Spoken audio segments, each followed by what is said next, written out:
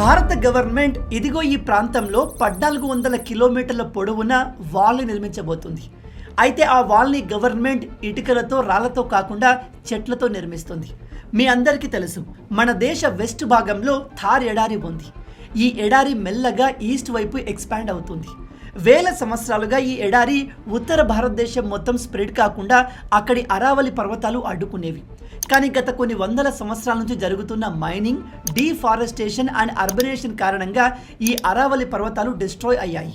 ఆ పర్వతాల్లోని చాలా ప్రాంతాల్లో గ్యాప్స్ ఏర్పడ్డాయి. ఇప్పుడు ఆ గ్యాప్స్ ద్వారా ఎడారిలోని డస్ట్ అండ్ శాండ్ ఈజీగా పాస్ అయి ఉత్తర భారతదేశంలో స్ప్రెడ్ అవుతుంది. దీని కారణంగానే నార్త్ ఇండియాలో డస్ట్ పొల్యూషన్, డస్ట్ స్టార్మ్స్ కూడా వస్తున్నాయి.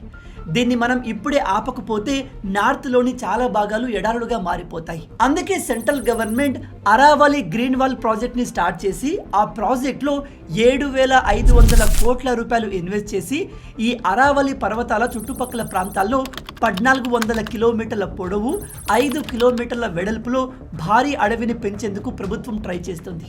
దీని ద్వారా ఎడారి ఎక్స్పాండ్ కాకుండా ఆపడమే కాదు, నార్త్లో ప్రజెంట్ ఉన్న ఎయిర్ పొల్యూషన్ కూడా తగ్గుతుంది అని నిపుణులు చెప్తున్నారు. రాబోయే రోజుల్లో మన ఇండియాకి ఇలాంటి చాలా పెద్ద ఛాలెంజెస్ రాబోతున్నాయి. అందుకే అనవసరంగా చెట్లను నరకండి. వీలైనంత వరకు పర్యావరణాన్ని కాపాడే ప్రయత్నం చేయండి. మీలో ఎంతమంది ఈ విషయాన్ని కొత్తగా తెలుసుకుంటున్నారు? ఇలాంటి అమేజింగ్ ఫ్యాక్ట్స్ కోసం లైక్ అండ్ ఫాలో చేయడం మర్చిపోవద్దు.